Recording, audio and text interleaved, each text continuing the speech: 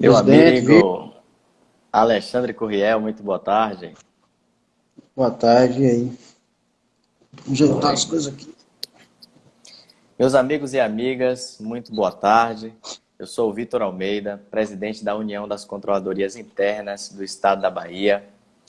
E hoje estamos no segundo dia da nossa série de lives que tem por tema Controladoria Interna em Início de Mandato, com foco na orientação sobre procedimentos, rotinas, enfim, o dia a dia da controladoria.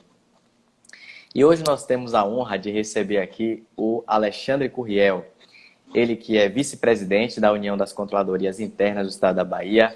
Ele também é controlador geral do município de Ubatã, aqui na Bahia. É especialista em controladoria municipal, especialista em administração pública municipal e também especialista em direito e gestão de cidades. Boa tarde, Alexandre. Boa tarde, presidente Vitor. Boa tarde ao pessoal que está entrando aí na nossa live. Já peço de imediato que o pessoal compartilhe nossa live para aumentar a quantidade de assistentes e ouvintes também, né?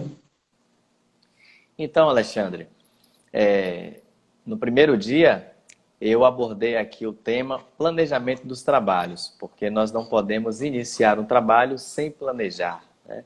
Precisamos identificar quais são as áreas mais vulneráveis da administração, quais são as áreas que demandam uma providência, né, imediata. Precisamos determinar o que é que vai ser analisado de modo prévio, de modo concomitante, subsequente, e superamos essa parte do planejamento. E agora, na live de hoje, honrosamente contando com sua presença, nós vamos falar aqui sobre o objeto, né, de acompanhamento específico da controladoria, que está previsto lá na resolução 1120 de 2005 do Tribunal de Contas dos Municípios do Estado da Bahia. Então, tem um artigo específico que a norma diz que existem determinadas áreas que precisam ser acompanhadas pela Controladoria Interna Municipal. Inclusive, a própria resolução já sugere determinados aspectos que devem ser analisados pelo controlador interno. Então, meus amigos e amigas, hoje o Alexandre Curriel, ele vai estar conversando com a gente, trabalhando os temas licitações, contratos, obras e serviços de engenharia e também veículos e combustíveis, né? Então, Alexandre, para iniciar o bate-papo com você aqui, eu gostaria que você contasse aqui para os colegas controladores, no que tange às licitações públicas, quais são os pontos que os controladores precisam ficar atentos nos processos que forem submetidos ao seu exame. A nossa resolução 1120 do TCM, que é o nosso mapa da mina, é o principal instrumento de referencial do controlador aqui no estado da Bahia, é a resolução 1120, que fala sobre, a cada tópico, ao total são 17 itens que a resolução nos traz para fazer acompanhamento mensal, anual, e cedo ou tarde, durante o exercício, teremos que passar por esses 17 itens, 17 grandezas que o TCM elencou para a gente fazer esse acompanhamento. E um desses itens é licitações de contratos. No que se refere a licitações, a resolução está até um pouco vazia, poderia ter mais detalhes, mais itens mais específicos que a gente poderia acompanhar, mas a resolução trata especificamente de que o controlador precisa instituir rotinas de cadastro, cadastro de fornecedores ou potenciais fornecedores aos municípios, sobre as atas, o controle das atas da comissão de licitações, no sentido de que se a comissão está registrando de fato as ocorrências e tudo que tem acontecido nas licitações. Ela fala também sobre rotinas de acompanhamento dos contratos e a tabela de registro de preços que os órgãos públicos devem manter, os preços com que fazem as aquisições, seja esporádica, seja de fornecimentos contínuos. Então a gente percebe que a resolução 1120 ela é bem sucinta, bem simples, na grandeza que é as licitações públicas dos contratos. Isso é uma área da administração pública que vem crescendo muito, em especial a fiscalização e a gestão dos contratos, que é onde se verifica sobre preço, superfaturamento. Então é onde os órgãos públicos precisam se desenvolver também. No quesito licitações em si, que é a fase prévia à contratação propriamente dita, A gente tem que fazer os acompanhamentos, não especificamente do certame, basicamente, mas também de todo o processo da licitação. A fase interna, a fase externa das licitações, fazer as análises prévias, se for o caso. É muito relativo a onde o controle interno entra no fluxo da despesa, na fase interna das licitações. Porque cada município tem a sua realidade, cada processo de licitação em si tem a sua realidade. Então, a gente precisa focar, na verdade, fazer uma análise de risco sobre, na parte do planejamento, onde são os pontos chaves que o controle deve atuar, ou onde estão sendo as principais notificações do TCM com relação a licitações, onde estão sendo as principais problemas de notificação com relação à fase interna de licitações, e a controladoria instituir rotinas no sentido de atuar para prevenir essas notificações e esses equívocos. Então, é bem abrangente essa análise do controle, vai muito além do que a própria instrução, a nossa resolução 1120 determina. Então, apesar dela ser o grande norteador dos nossos trabalhos, a gente não pode se limitar a ela, a gente precisa ir além dela.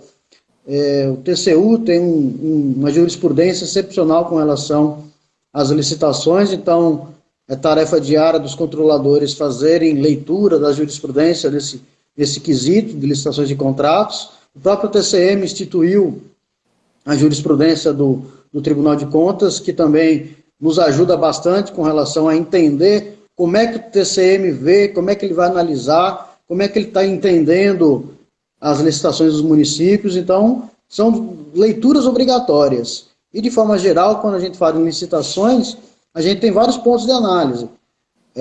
O controle, por exemplo, aqui no município de Ubatã, a gente instituiu o fluxo da despesa, onde a controladoria atuava no processo sempre antes da autorização do prefeito. Ou seja, antes do prefeito autorizar o processo licitatório, a gente fazia análise se todos os pré-requisitos anteriormente a isso foram cumpridos. Se existia dotação orçamentária, se foi necessário crédito especial, se possui referencial de preço, como é que foi constituído o referencial preço de referência, através de mapa comparativo, se o mapa foi feito através de média, mediana, ou através do menor preço, a depender do objeto. Então, a gente analisava toda a conjuntura antes do prefeito autorizar o processo. Após a autorização do processo licitatório, o controle voltava ao final da licitação, também analisava posteriormente a procuradoria, para verificar antes da homologação da despesa, da licitação, antes de se efetuar de fato o contrato, antes também do empenho da despesa, se todo o processo teria corrido de forma legal. Analisávamos com relação, como determina a resolução 1120, a ata, analisávamos também as minutas de editais. Isso é importante. Às vezes, o controle exige, alguns controladores exigem análise de todos os editais de licitação. Aí a gente perde muito tempo com relação a isso.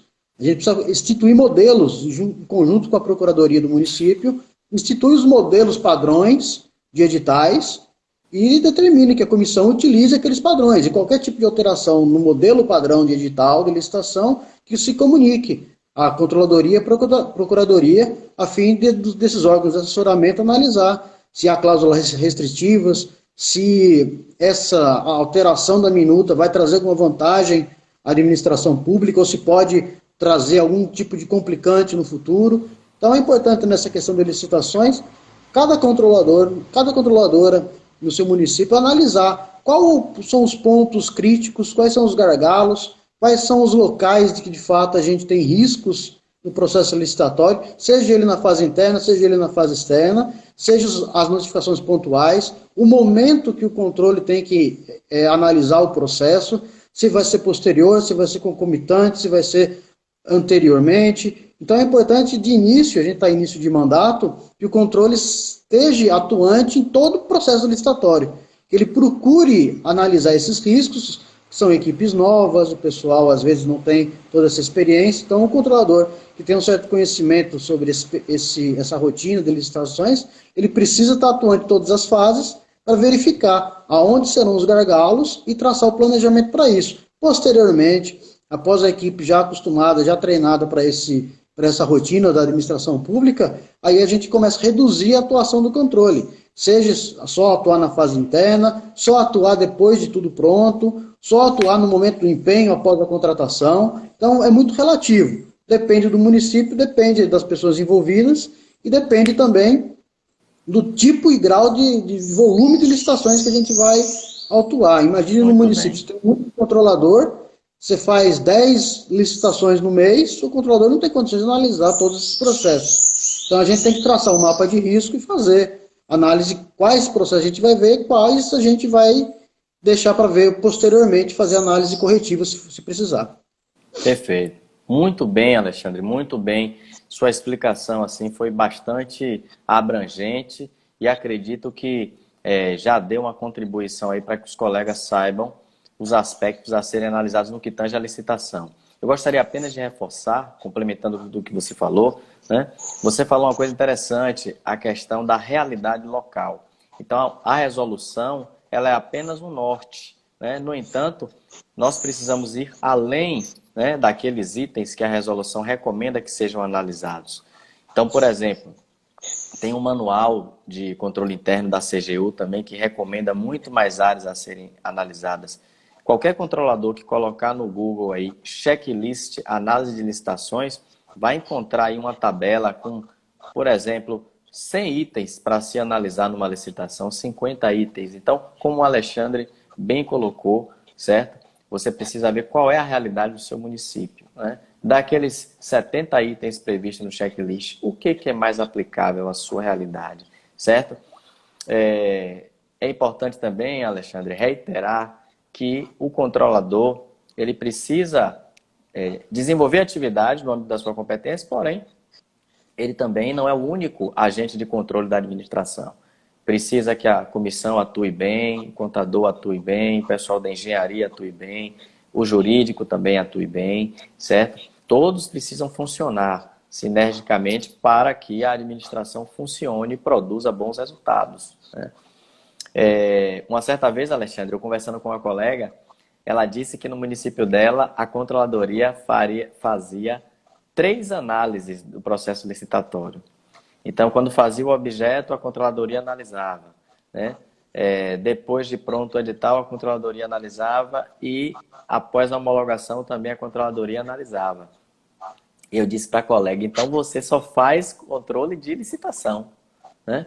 Porque se a gente for gastar tempo para fazer tudo isso e de todos os processos, imagine quando é que vai sobrar tempo para visitar as obras, para ver a parte diária, para ver folha de pagamento, para ver tantas áreas da administração. Então a gente precisa realmente ver aqui. Viu, Vitor? Eu tive essa experiência de fazer essas 3 etapas também aqui, quando a gente instituiu o fluxo da despesa no município. Então a gente teve que treinar todos os departamentos, então bem ou mal a gente atuava em todas essas áreas. Mas confesso que é extremamente desgastante e você perde capacidade de atuar em outras fases. Mas como a despesa, o fluxo da despesa é parte significativa no processo licitatório, até da despesa pública de forma geral, RH e contratação, são as 2 grandes despesas que a gente tem. Então a gente perdeu quase 1 ano e meio nessa atuação. 1 ano e meio de trabalho de implantação de fluxo da despesa que a gente atuou e treinou todos os departamentos e instituiu a rotina propriamente dita. Então é um trabalho árduo que você colhe os frutos depois. Depois instituído, você tem a formalização dos departamentos, você consegue mitigar qual o risco. Lembrando que aqui em Ubató foi necessário fazer esse trabalho porque a prefeita anterior, a prefeita Cimeia, assumiu o município numa tragédia política administrativa que ocorreu aqui na cidade, ocorreram 14 alterações de prefeito, então o município ficou completamente destroçado. Não havia nada na prefeitura, então foi necessário treinar pessoal, instituir, formalizar os procedimentos, tudo. Então a gente a gente ganhou um tempo, investiu um tempo em capacitar todo o fluxo da despesa, mas é um trabalho árduo. Mas a controladoria, da mesma forma que soube entrar para resolver esse problema de fluxo da despesa, tem que saber o momento de sair e deixar o fluxo ocorrer e atuar pontualmente em cada rotina. Perfeito. É importante essa percepção que determinadas atuações elas são temporárias. Então, por exemplo, uma atuação como essa, como você bem colocou de forma clara e objetiva, tinha uma finalidade, que era treinar as pessoas e o fluxo funcionar. né? Uma certa vez também, eu recomendei a anulação de três licitações com base em vícios insanáveis previstos no edital. Então, chegou uma, recomendei a anulação. Chegou duas, recomendei a anulação. Três, recomendei a anulação. Eu disse, ó, vamos parar. Então, a sugestão, passa o edital para a controladoria analisar antes também. Então, a gente analisava antes de ser publicado o edital e também depois da homologação. Mas uma experiência muito parecida com a sua foi temporário. Então, depois que os editais começaram a vir sem as cláusulas restritivas, sem os vícios insanáveis, então a controladoria passou a analisar licitações apenas após a homologação, certo? Porque senão o controlador, ele não consegue ver tudo e ao mesmo tempo. Então, precisa ter critério para poder separar, certo? O Alexandre colocou também, falou aí sobre a questão do objeto. Então, vocês que estão iniciando o mandato, certo? Então, vocês precisam ter muita cautela com relação ao desenho do objeto. Vitor, a gente tem dificuldade, o pessoal aqui não sabe como descrever o objeto, o pessoal não sabe o que listar, não sabe registrar a necessidade que nós temos. Uma recomendação vocês podem seguir a lista dos contratos do exercício anterior. Pega a lista de material de limpeza da gestão passada, a lista de material de construção da gestão passada, a lista de material de expediente da gestão passada, faz uma análise, vê se tem algum excesso ou alguma falta, né, para incluir ou excluir alguma coisa, e já faz as cotações com base com aqueles itens, certo? Então, pode ser um norte para vocês começarem a fazer essas cotações. Uma outra coisa é que às vezes as pessoas têm limitações para poder escrever esse objeto. Então, façam uma reunião com esses secretários, com as pessoas dos setores que vão fazer os pedidos de compra. Então, eles precisam desenhar o objeto. Isso não pode ficar centralizado no setor de compras, porque ninguém melhor do que a própria pessoa da área para saber o que realmente precisa. Então, se você não tiver um desenho adequado do objeto, você tem um monte de risco envolvido. Primeiro, você comprar uma coisa e receber outra, certo? Comprar itens que podem ensejar eventualmente superfaturamento por qualidade, ou seja, você supostamente pagou por um item com a qualidade determinada e recebeu itens com qualidade inferior, e aí pode ser considerado superfaturamento, essa diferença de preços. E você tem também o perigo da má gestão, né, Alexandre? Que às vezes é até pior do que a própria corrupção. Então, a má gestão, porque vai receber produtos, bens e serviços de baixa qualidade que não vai atender às necessidades do cidadão. E isso vai trazer um problema sério para a gestão. Então, foque bastante na questão do objeto, na descrição, tudo direitinho. E não pode se limitar somente à descrição do objeto, porque tem também as condições que você vai receber o objeto. Você vai licitar um item. Como é que você quer receber aquele item? Você quer receber em lotes de certa quantidade? Você quer receber tudo de vez? Você quer receber uma vez por semana? Uma vez por mês? Como é que é seu nível de capacidade de armazenamento? E para quem está com dificuldade para determinar qual é o consumo dos municípios, a gente tem o ETCM. Lá a gente tem todas as licitações de todos os municípios, o pessoal informa. Dá para pesquisar, se não tem do seu município, se ocorreu algum problema de gestão anterior, se a transição de governo não foi boa, porque esses itens, em tese, é ponto de análise de transição de governo que deveria ter sido analisado nesse momento, né? Ano passado, o prefeito eleito deveria ter pressionado no sentido de ocorrer a transmissão de governo, para ele tomar ciência disso, dos itens almoxarifado, das licitações em andamento, de quais contratos ou atas de registro de preço estão vigentes, todos os pontos de análise para dezembro. Esse ano a gente teve essa peculiaridade da eleição em novembro, então o tempo ficou mais curto, mas todos esses pontos eram análise da transmissão de governo. Então não dá para assumir de primeiro dizer que não sabia nada, porque se disse que não teria nada, porque não ocorreu transmissão de governo. Então vai ter que garimpar no ETCM as licitações do próprio município ou do município vizinho próximo à realidade. Perfeito. Graças a Deus, hoje tem o ETCM, que facilita demais. No passado a gente não tinha isso, ficava refém das assessorias de licitação, de algumas pessoas que ficavam centralizando essas informações, e era bem difícil de conseguir. Teria que copiar os editais de outros estados, outras situações, mas hoje, felizmente, a gente tem um ETCM aí que facilita bastante esse trabalho. Isso. Alexandre, é importante também colocar para os colegas, né, que no que tange a as contratações, né? No momento que você faz uma dispensa, a maioria está fazendo dispensa por emergência, né? Para contratação direta, você não necessariamente precisa comprar tudo aquilo que você cotar, tudo aquilo que você assinar o contrato, né? Contratar. Você vai contratar aquela quantidade, e aí como é que você pode fazer? Pega aquela quantidade geral do ano anterior, divide por 12, você vai ter o valor mensal, a quantidade mensal, você multiplica por 3, que em tese é o prazo aí da emergência, né? Então, professor Vitor, mas se de repente eu pedir 100 itens e depois na hora eu só precisar de um, não tem problema nenhum, você não é obrigado a comprar todos os itens, tá? Agora sim, o que é que vocês devem estar enfrentando? Primeiro, o pessoal está sendo chocado, né, com a rotina da administração pública, porque pensava que na administração você podia chegar ali no mercado, comprar o material e depois ir arrumar a documentação. E não é assim. Então, muita gente deve estar aí, eu estou sem material, né? E aí a gente está precisando com urgência. Mas na administração pública a gente precisa formalizar os atos.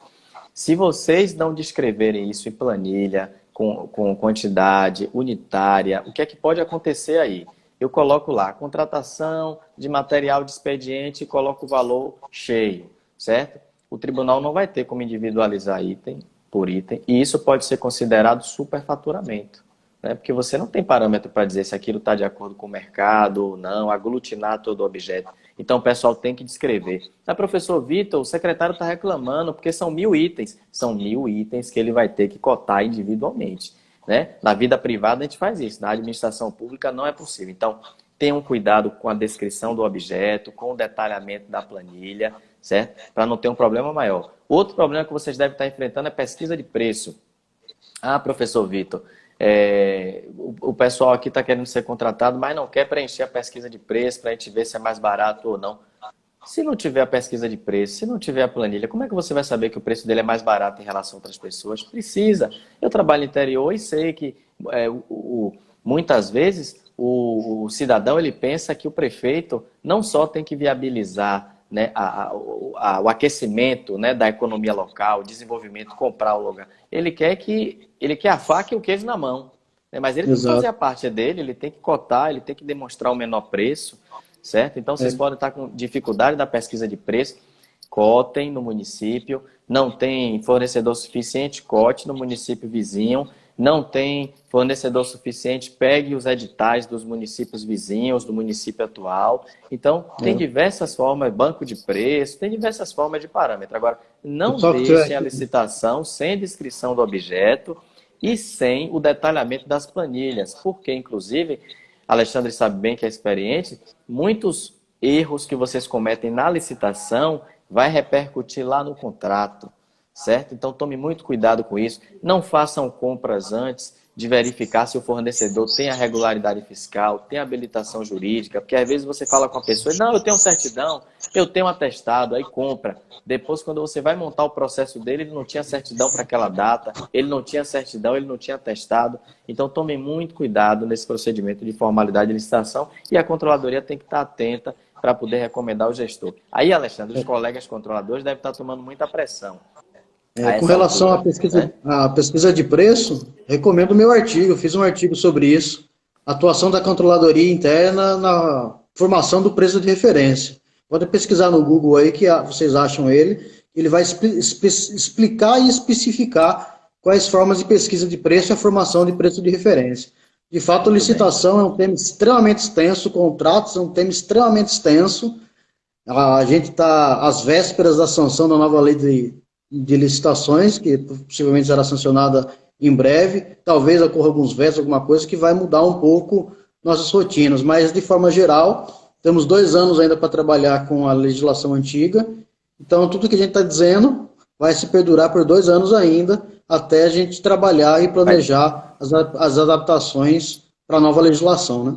Tem tempo para o pessoal se organizar, né? Eu quero mandar um abraço, Alexandre, e registrar a presença aqui, né, dos amigos que estão participando dessa live, né, os amigos Janaína, Tamires, né, Arquiles, Faustino, nossa amiga Lene, nossa amiga Jossi, também diretora da Alcib, Rosália, Bené, Lindomar, Flávia, Alci, meu amigo Jorge, Rose, Henrique Corriel, deve ser seu parente, meu irmão, né? Está nos prestigiando aí. Um grande abraço, Henrique.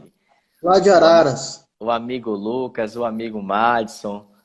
O Madison também diretor aí da UCIB, nossa amiga Marta, Lemos, Priscila, minha amiga, Matheus, temos muitos amigos, Isabela, também diretora da UCIB, Jason, Adriana, Felipe, Adeilma, né, o amigo Carlos também está presente, o amigo Mike também, que estará conosco, será um dos professores na nossa última apresentação, Cirleide, Douglas, meu amigo Gustavo Costa também, foi controlador do município de Ipiaú, né, um excelente profissional, né? Então, muitos outros amigos aqui participando desse momento de difusão do conhecimento. Mas, meu amigo Alexandre, conte um pouco para a gente também o que é que você recomenda, pela sua experiência, que o controlador analise no que tange à formalização e à execução dos contratos públicos.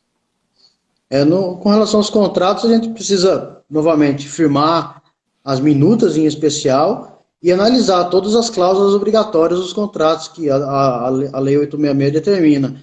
Entre as mais complicadinhas são as condições do contratante, as condições do contratado, as formas de punição pela não execução do contrato, prazo de vigência, o preço e a descrição dos itens. Muitas vezes a gente olha no ETCM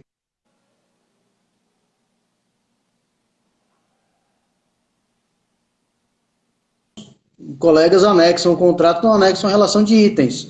Então a gente cria essa dificuldade e cria essa dificuldade para quem analisa. A gente é fiscalizado pelo TCM, que analisa esses itens todos, e a gente costuma ver esse tipo de notificação. Então, que formem as minutas de contrato de acordo com cada objeto e que se atente para essas questões. Vigência do contrato, questões de reajuste, questão de punição em caso de não execução, cláusulas dos contratantes, cláusulas das obrigações dos contratados. Então, são pontos chaves a descrição do objeto e a descrição dos itens que vão ser contratados. Todos esses são pontos de análise, mas aquela história, depois da licitação feita, a minuta de contrato tem que ser efetuada. Então, a análise do contrato ela tem que ser prévia, ela tem que ser no momento do edital, porque pelo princípio da vinculação ao edital. Você não pode alterar o contrato no momento depois da licitação. Tem que seguir a minuta. Então, o trabalho do controle em si, nesse quesito minuta digital, ou de contrato ou contratação propriamente dita, ela será muito mais eficiente se for prévia, porque senão a gente vai acabar dando aqueles pareceres para não se executar o contrato, não se efetuar a contratação ou cancelar por algum tipo de vício ou até anular por algum outro tipo de vício o contrato já firmado, né? Então, nesse quesito da Muito contratação, bem. a gente tem que atuar de forma prévia, porque se eu for atuar de forma corretiva, teremos muitos problemas e tempo desperdiçado da administração pública, né? Perfeito. Muito bem, Alexandre. Eu me recordo, Alexandre, de alguns eventos que eu fiz para falar sobre licitações e contratos, e eu coloquei o tema contrato primeiro para ser ministrado, em seguida a licitação. E a princípio todo mundo fica sem entender, né? Mas eu já fiz alguns testes nesse sentido para que as pessoas tenham a experiência de ver como se a licitação não for bem feita, como pode repercutir no contrato, né? Então eles começam a ver o contrato, a parte de contrato sobre o dever ser, como deve ser um contrato ideal, e aí depois eles identificam que as falhas às vezes ocorrem por situações originadas na licitação.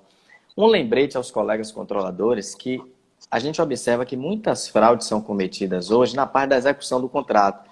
Às vezes nem tanto na licitação. Por quê? Porque o cidadão vai estar acompanhando, as empresas concorrentes vão estar acompanhando, o controle e tal. Mas lá na execução do contrato, nem todo mundo está acompanhando. Às vezes é só o fiscal, só a pessoa que vai dar o ateste na nota fiscal. E aí é que mora o perigo.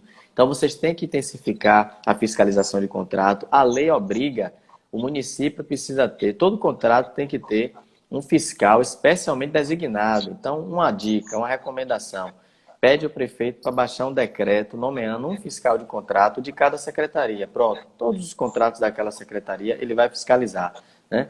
Então, a pessoa que vai dar o atesto ali, ó, no recebimento de materiais. Não, professor Vitor, mas aqui no município quem dava o atesto é o secretário. Mas foi o secretário que contou o material, que contou as caixas que recebeu, quem tem que atestar é quem recebeu, certo? Porque ali está contando. Então, tome muito cuidado na execução, porque às vezes na planilha de obra tem lá que naquela reforma, naquela parede, vai haver, vai lixar a parede, vai emassar a parede, vai pintar a parede, vai colocar, às vezes, azulejo, mas quando chega na prática, Alexandre, só tem uma mão de cal ali na parede. É. Ou Com seja, relação a... 4 itens que era para ser executado, só executou um. E aí é onde entra o superfaturamento. Então, vocês têm que ter muito cuidado com relação à execução do contrato. Às vezes a pessoa vende o material com uma qualidade tipo A, tipo B, e aí entrega tipo C, tipo D, né? E aí a administração fica prejudicada porque recebeu algo de baixa qualidade, vai pagar algo pelo preço maior e provavelmente vai entregar um serviço de qualidade inferior à sociedade. Então, vocês têm que tomar cuidado na licitação, mas também na execução do contrato, certo? E Exato. aí, a nomeação dos fiscais de contrato vem para fazer isso. É o controlador que precisa ficar contando ali caixa por caixa? Não. Mas o controlador vai recomendar a criação desse decreto, nomeando os fiscais, eles vão ter responsabilidade sobre o que assinam, sobre o que conferem, e eles já vão ali fazer esse controle. Eu tenho um artigo sobre isso também, professor. Se alguém quiser procurar também, tem de acesso público no Google, gestão e fiscalização de contratos. É bem diferente o que o pessoal pratica e é o que deve ser feito. Então, é bem diferente o gestor do contrato, o fiscal do contrato, cada um tem sua atividade distinta. A lei exige a obrigatoriedade do fiscal do contrato, mas pelas boas práticas da administração pública também se faz necessária a nomeação do gestor de contratos, seja de cada contrato em específico, ou seja de uma grandeza de contrato, ou seja de um departamento, todos os contratos, e que essa pessoa tenha capacidade técnica de fazê-lo também, né? Que não pode nomear qualquer um para ser. A pessoa tem que ter um conhecimento sobre o contrato, contratos administrativos, e até sobre alguns quesitos do propriamente dito do objeto. Não dá para colocar uma pessoa que não tem a perícia para fiscalizar algo que ela não conhece. O objeto em si ela tem que conhecer. Por exemplo, você não pode me nomear, eu sou graduado em administração, eu não tenho capacidade técnica para ser engenheiro de obra. Não dá para me fiscalizar uma obra com relação à engenharia, porque eu não tenho essa expertise. Então, você tem que designar, o gestor tem o poder, dever de fazer essa designação de acordo com a capacidade técnica de cada um, né? O nosso próximo Perfeito. tópico, acho que é obras públicas, e esse ano, apesar de ser um ano pandêmico, ano passado, 2020, né, um ano pandêmico, o TCM desenvolveu muito material sobre obras públicas. Então, o pessoal tem que estudar bastante, que o nosso Tribunal de Contas se desenvolveu muito sobre o tema e pode ser que a gente comece a sofrer as inspeções em loco do TCM com relação a isso. Olha, Alexandre, nós estamos falando aqui sobre fiscalização de contrato e o amigo Jorge, que nos dá a honra também de estar participando dessa live, hoje ele me mandou, né, pelo privado da rede social, aquele ato do Tribunal de Contas em que o presidente nomeia fiscais de contrato. Então, por coincidência, né, o próprio Tribunal de Contas hoje baixou um ato nomeando os fiscais lá do tribunal, dos contratos lá do tribunal. Lá ele descreve alguns aspectos sobre atribuições, bem interessantes. Então, os municípios também devem seguir, né, esse exemplo. Um outro cuidado que a gente precisa ter é com os aditivos, viu, gente? Então, professor Vitor, a gente queria aditivar um contrato da gestão anterior. Bom, se ele foi aditivado até 31 de dezembro, que foi o prazo de vigência, pode aditivar. Se a gestão anterior não aditivou, você não pode mais, porque não pode aditivar contrato após a sua vigência, tá? Outra coisa, quando se tratar de obra pública, faça uma visita in loco. Visite a obra. Eu não emito nenhum parecer sobre aditivo de obra pública sem visitar a obra, porque às vezes está constando lá na medição que ele executou 60% da obra, quando você vai ver, só tem 30% executado e já foi pago 60%. E aí você está dando o aditivo ali. Então, precisa verificar a qualidade da execução. Por exemplo, obra pública tem garantia, tem determinadas patologias que são apresentadas durante a obra e que não é de responsabilidade do município, certo? E às vezes a empresa quer fazer um aditivo para cobrir aquele erro que ela mesma causou, porque usou a técnica construtiva errada, o material de baixa qualidade. Então, tome muito cuidado na formalização de aditivo. E lembrando que a lei estabelece que é dever da assessoria jurídica fazer análise de minutas de edital e de contratos. Então, chame o procurador para a responsabilidade, o controlador não precisa trabalhar sozinho, é para isso que outras pessoas da administração devem funcionar também, porque é humanamente impossível uma pessoa só dar conta de tudo, certo? Meu amigo Alexandre, eu queria que você, dando seguimento aí, falasse um pouco sobre obras públicas. E meus amigos e amigas, qual é a relevância desse tema? O controlador não tem como ver tudo ao mesmo tempo. Então, um dos critérios que a gente usa é a questão da materialidade, ou seja, volume de recursos. Eu devo ter uma atenção maior, né, àquela obra pública que custa R$ 500.000 do que focar em um processo de compra de lanchonete de R$ 3.000. Né? Então, logicamente, eu vou dar uma atenção maior à obra. Então, nos últimos anos, os próprios tribunais têm feito muito concurso para auditores de infraestrutura, porque entenderam que tem que auditar muita obra, porque lá tem muito superfaturamento, o risco, o prejuízo para a administração. Então, meu amigo Alexandre, conta para a gente aí o que o controlador precisa ficar atento nas obras públicas. Primeiro, saber quais são as obras que estão em vigência no município, se não foi feita a transmissão de governo de forma efetiva, é buscar saber quais são as obras que estão em execução ou já executadas, se há restos a pagar, de alguma obra já concluída. Então, é se inteirar sobre todas as obras em execução do município. Também se inteirar de projetos que possam estar em andamento. A elaboração, infelizmente, a gente tem uma dificuldade muito grande em todos os municípios aqui da Bahia com relação ao calçamento. Então, é possível que existam projetos já em andamento sobre calçamento de rua. Então, a gente precisa se inteirar sobre isso até para fazer a questão de análise do planejamento, da LDO, da LOA e do PPA, para inserir essas obras que estão em planejamento. E, como eu disse, esse ano, o ano 2020, o TCM evoluiu a galope com relação à documentação, a manuais, a referenciais de obras públicas. Cito a resolução 1410/2020, que fala sobre a metodologia de preços de obras públicas, tabela SINAP, Simpro, como tem que ser feitos os orçamentos. É aquela história, nós como controladores não temos, se a gente não é engenheiro ou arquiteto, a gente não tem expertise nessa área. Pode acontecer de alguém ser, mas geralmente não é a nossa área de atuação, de formação. Então, mas isso não quer dizer que a gente não tenha que saber o que é um projeto básico, uma planilha. A gente tem que ter um conhecimento, pelo menos mínimo, desses pontos, se for analisar. Então, essas resoluções do TCM nos ajudam com relação a isso. Essa em si é bem interessante, sobre a formação de preço e referência. Então, a gente, ao analisar um projeto de engenharia, a gente vai verificar se cumpriu todos esses parâmetros, esses pontos dessa resolução do TCM, 1410/2020. O TCM também disponibilizou 3 e-books que falam sobre o tema, um sobre fiscalização de obras públicas e outros 2 sobre referenciais com relação à pandemia, que é a contratação de obras públicas em momento de pandemia e a segurança do canteiro de obras em momento de pandemia. Então, são 3 e-books que o TCM disponibilizou que a gente precisa nos inteirar até para poder fazer a fiscalização e as verificações e auditorias em nossa esfera de governo, né? Também tem a resolução do TCM com relação a obras. Novamente, a questão de obras na resolução, ela é bem limitada. Ela fala alguns pontos lá, mas a gente não pode se limitar só a ela. Ela é um referencial e a obra pública também é de uma complexidade gigantesca, do mesmo nível que as licitações.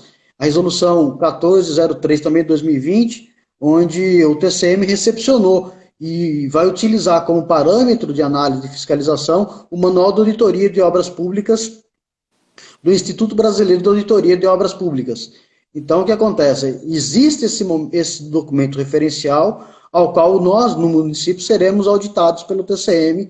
Ele utiliza esse material. Como é que a gente tem que atuar? É aquela história, o TCM é a pedra e a gente é a janela.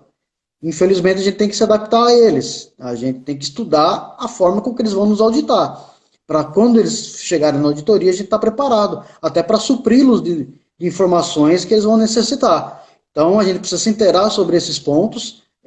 Novamente, a gente não é engenheiro, a gente não é nossa expertise, mas a gente tem que acompanhar, porque a função do controle é acompanhar a execução de obras públicas. Se tem todo esse referencial com jurisprudência do TCU, com jurisprudência do próprio TCM, a gente tem que se inteirar sobre isso para poder subsidiar e até apoiar, que uma das funções do controle interno é subsidiar e apoiar a execução dos trabalhos do controle externo. Então, ao a gente adquirir esse conhecimento, a gente vai poder relatar tanto ao prefeito quanto ao órgão de controle externo sobre a execução das obras do município de acordo com os parâmetros que eles irão analisá-los para fiscalizar e auditar. Muito bem. Muito bem, Alexandre. Muito bem colocado. Então, o Alexandre deu aqui a dica, viu, meus amigos e amigas? Então, baixem esse manual de fiscalização do TCU, acessem o site do IBRAOP, certo? Instituto Brasileiro de Obras Públicas, para que vocês possam se inteirar melhor sobre o assunto. Então, vejam bem, meus amigos e amigas. Professor Vitor, a gente encontrou aqui no município unidades de saúde, unidades da educação que precisam ser reformadas. Nós temos aí um serviço de engenharia. E para esse serviço a gente precisa de um projeto básico que Alexandre colocou. O projeto básico tem que ser elaborado pelo engenheiro. Professor Vitor, eu vi uma planilha que eu achei na internet, não vai ser suficiente. Porque vejam bem, quando falamos de bens, serviços e produtos, nós temos aquela tabelinha, uma planilha e faz uma pesquisa de preço, como o Alexandre bem colocou, quando se trata de obras públicas, existe uma tabela com preços referenciais, por exemplo, da tabela SINAP. Ela diz ali quanto é o valor da placa da obra, quanto é o ferro, quanto é o cimento, quanto é a areia. E aí aquele preço referencial é o que tem que usar. Mas não é só a tabela. Um projeto básico tem cronograma físico-financeiro, tem os cortes, fachadas, tem a descrição exata. Então tem uma série de elementos que compõem um projeto básico e tem que ser assinado por um engenheiro, certo? Então, serviço de engenharia, professor Vitor, precisa ter um projeto básico. Mas, professor Vitor, vou fazer uma reforma aqui. É um serviço de engenharia. Vai precisar, certo? Então, a gente precisa, vocês estão começando a gestão agora, eu sei que é muito choque, às vezes o gestor não entende, às vezes o secretário não entende, às vezes a população não entende, mas vocês têm que ter muito cuidado, porque a gente pode fazer as coisas nas pressas para tentar atender uma demanda do município, mas depois vai responder algo por muito tempo, que pode gerar uma ação por ato de improbidade, uma condenação criminal, por fraude à licitação. Então, tem uma série de problemas. Então, tenham muito cuidado com relação a isso. Um outro aspecto importante, meus amigos, que o Alexandre colocou, a maioria dos aspectos técnicos e de engenharia a gente tem limitação, mas o controlador pode fazer uma análise física. Então, por exemplo, se na obra diz que você tem que colocar naquela parede 2 janelas, se você chega lá na obra e percebe que só tem uma janela, você não precisa ser engenheiro para identificar isso. Você, na condição de controlador, vai ver. Agora, por exemplo, algumas patologias também são visíveis. Por exemplo, a obra terminou hoje. Daqui a 2 semanas, o piso está todo rachado. Isso não é normal, um piso rachado depois de 1 semana de ter sido colocado. Pode ter sido utilizado material de baixa qualidade ou foi aplicada a técnica construtiva errada. E isso tem que ser cobrado da empresa, certo? Então, assim, tem aspectos que o controlador não vai poder acompanhar, mas tem aspectos que vocês podem acompanhar, principalmente aquele famoso, Alexandre, cara crachá, né? Ver se o que tem na planilha se está sendo executado. E, por Exato. fim, eu digo a vocês isso, que vocês analisem que obra pública, o risco é maior, geralmente o valor é maior e se tiver um problema também as consequências serão maiores. Agora, para finalizar, meu amigo Alexandre, conta para a gente também gestão de frota, o pessoal também está com muita dificuldade em relação a veículos e combustíveis, né? O que é que você recomenda que o controlador fique atento, assim, nos aspectos gerais? A nossa resolução, a 11.120, ela determina 4 pontos de análise do controle. 4 pontos que, obrigatoriamente, o controlador ou a controladora ou o sistema de controle, ou o responsável pelo controle de cada órgão, tem que analisar. Se esse veículo tem ficha de registro, quais são a descrição dele, se ele está, de fato, tombado no patrimônio público, se ele é locado, qual o número do chassi dele, a placa, o Renavan, o cadastro geral do veículo, fotografia, para ver quem é aquele veículo. Então, é a parte documental, é o registro. Nós, como servidores, a gente tem um registro, uma matrícula nos nossos órgãos. Mesma coisa o veículo, no patrimônio ele vai ter uma matrícula, um registro do livro tombo, do município, tudo certinho. Então, é um ponto de análise.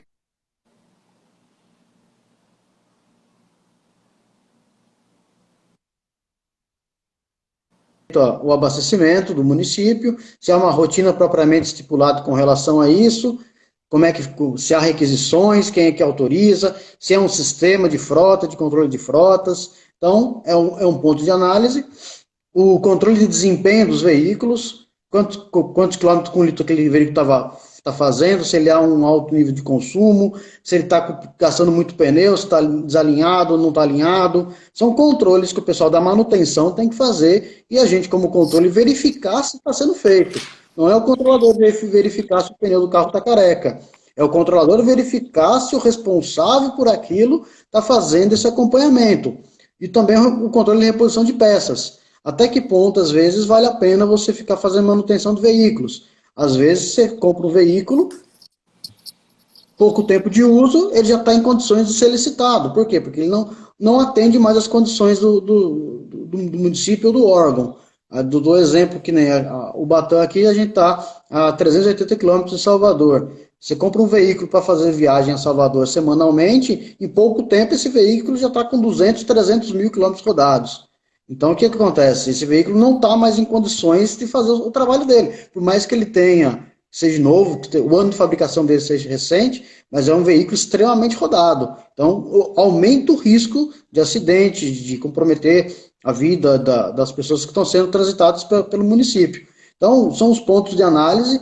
Não é o controlador verificar essas coisas, é o controlador constatar, verificar de fato se o responsável por isso, se o diretor de transporte, se o chefe de manutenção, se cada órgão, se for descentralizado esse serviço, cada órgão tiver sua frota, se existe uma pessoa responsável para analisar esses pontos. Então, é verificar de fato se há rotinas instituídas sobre isso. Com relação a abastecimento, é verificar se as cláusulas contratuais mesmo durante a oportunidade da análise da auditoria ou de algum tipo de verificação no contrato específico de fornecimento de combustível, qual é a rotina, como é que é a aprovação, desaprovação, como é que funciona as ordens de abastecimento, como é que é feito, se existe o cartão de frota, como é que é feito esse trabalho e analisar, e até propor recomendações no sentido de melhorar essas rotinas, são as medidas corretivas. Se for lá, analisou, não tem essa rotina pode ser melhor, faz a auditoria, verifica que está cumprindo todos os requisitos e propõe as medidas corretivas, no sentido de melhorar aquele trabalho e deixar a administração pública mais eficiente nesse quesito de gerenciamento de frota. Mas é aquela história, cada município vai ter sua realidade. A gente tem municípios pequenos, onde isso fica centralizado num departamento, você vai ter municípios maiores, e cada secretaria vai ter o seu departamento de manutenção, seu diretor de transportes, quem cuida da frota. Então, é muito relativo à forma com que cada controlador vai atuar. Mas é saber que a gente tem que atuar sobre isso, verificar essas questões, verificar a análise de consumo de combustível. Isso é relativamente fácil para a gente. A análise da execução orçamentária, do sistema contábil, você consegue saber o quanto está consumindo de combustível. E se até esse consumo ele é razoável e econômico ao município. Você fazendo uma relação com relação à quantidade de números de frota, comparando isso com alguma coisa, você pode comparar com a receita do município, você pode comparar com a despesa do município, o quanto a despesa de manutenção de frota significa no todo da despesa do município, o quanto que a despesa de frota significa da receita do município. Esse é um tipo de comparação que você pode fazer para analisar a razoabilidade desse tipo de despesa. Constantemente notificado pelo Tribunal de Contas. O tribunal gosta de analisar esse tipo de coisa, porque sabe que, às vezes, alguns prefeitos e prefeitas abusam dessa situação. Então, é um ponto de análise das inspetorias que a gente precisa ficar atento também para poder subsidiá-los de informação e prevenir os gestores de sofrer as consequências por mau uso do dinheiro público. Então, é uma análise interessante para se fazer, e tem constante notificação, até para a gente responder. Às vezes o TCM, ele analisa os dados, mas não vem ver a realidade do município. Nosso papel é demonstrar para o órgão de controle, subsidiá-los de informação, para demonstrar que essa despesa de consumo de combustível, de fato, ela é razoável. A gente consome tanto de combustível, a gente tem uma frota de tanto e tem tanto de receita disponível para isso. Ou a despesa de combustível é parte insignificante da despesa porque representa tantos por cento da despesa pública ou da receita pública. Então é interessante a gente fazer essa análise Perfeito. até para subsidiar o TCM nesse papel dele É de auditar uma, esse ponto. é uma análise da economicidade, né?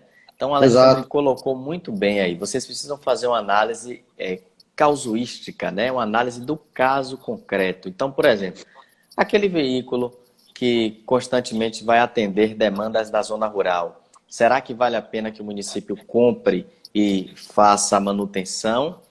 Ou que substitua com frequência, como o Alexandre recomendou, ou que seja terceirizado sob a responsabilidade da manutenção da empresa, né? Então, é uma análise. Agora, por exemplo, o carro que vai servir ao gabinete do prefeito, que geralmente vai se deslocar administrativamente, né? Vai ser um carro certamente melhor até cuidado do que os outros. Outros também têm que ter o mesmo cuidado, mas certamente o carro do prefeito será mais zelado, né? Até pelos locais em que trafega. Então, será que vale a pena você alugar? Né? Ou o município pode fazer essa compra e se responsabilizar pela manutenção? Então, precisa fazer essa análise. Outra coisa que a Alexandre colocou bem é com relação à comparação dos valores. Por exemplo, vai alugar um carro com um valor de, por exemplo, R$ 7.000 todo mês. Está previsto lá na licitação, na dispensa, um carro 1.0. Só que com 3 meses, Alexandre, 3, 4 meses de aluguel, é o preço de um carro novo. E aí, os órgãos Exato. de controle também podem questionar isso. Não é só a sociedade, né? Os órgãos de controle também podem cobrar. Então, vocês precisam ficar atentos com relação a isso. Um outro aspecto que indica a necessidade de maior rigor nos veículos e gastos com combustíveis é porque geralmente é um dos maiores contratos que o município tem. Geralmente é o contrato de limpeza pública e também o contrato de locação de veículos, porque é veículo para tudo, para educação, para saúde, para assistência, é veículo de transporte escolar, é veículo para levar o pessoal a fazer tratamento fora do domicílio, ambulância e tantas outras. Então, assim, meus amigos, Alexandre foi muito brilhante em todas as suas considerações, em sua participação aqui. Então, como a gente falou aqui, o objetivo não é esgotar toda a matéria. Então, vocês vão ler a resolução, vão analisar também outros aspectos. Na semana que vem, nós teremos aqui a colega Jossi, ela que é contadora, especialista, também uma pessoa brilhante, vai trazer muito conhecimento sobre outras áreas da administração, certo? Nós estamos fazendo essa live toda semana, toda quarta-feira, das 14 às 15 horas. E, Alexandre, eu gostaria que você desse uma mensagem final aí para os controladores, uma mensagem de positiva para esse pessoal que está chegando novo aí. Então, eu queria ouvir suas considerações finais. Eu agradeço o convite, professor Vitor, presidente da União das Controladorias.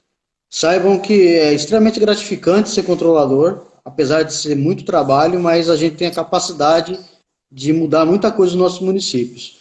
Atuar de forma a zelar pela eficiência dos gastos públicos, possibilitar o prefeito de fato investir nas nossas cidades. Tenho certeza que é muito trabalho, que a gente precisa ler muito, nos atualizar sobre todos os temas, mas é uma atuação na administração pública extremamente gratificante ao final. Estou há 10 anos nessa história, esse ano, dia 21 de abril, eu completo 10 anos à frente da controladoria aqui do município de Ubatã, então posso dizer que é um trabalho gratificante na possibilidade da gente alterar a realidade da nossa cidade e contribuir com isso, auxiliar sempre o gestor. Não podemos ser o apontador de erro, temos que ser a parte que dá as recomendações, as medidas corretivas, as melhores sugestões e soluções aos gestores. Muito bem, Alexandre, muito bem. Então, meus amigos e amigas, vocês estão começando, né, essa jornada, sucesso nessa trajetória. A União das Controladorias Internas está à disposição para poder subsidiá-los. O caminho para o aperfeiçoamento do trabalho da Controladoria Interna é esse: obter conhecimento, desenvolver experiências, né, e a gente sempre pensar no melhor atendimento ao interesse público, que isso perpassa pelo cumprimento das normas, pela publicação de tudo que a gente faz, pela transparência, pela moralidade e ética no serviço público e principalmente pensando na eficiência, eficácia e efetividade, que é prestar da melhor forma o serviço aos cidadãos. Um abraço especial a Sueli, Jossi, Cosminha, o meu amigo Wellington, todos vocês. Até a próxima semana. Muito obrigado, Alexandre. Forte abraço. Até mais.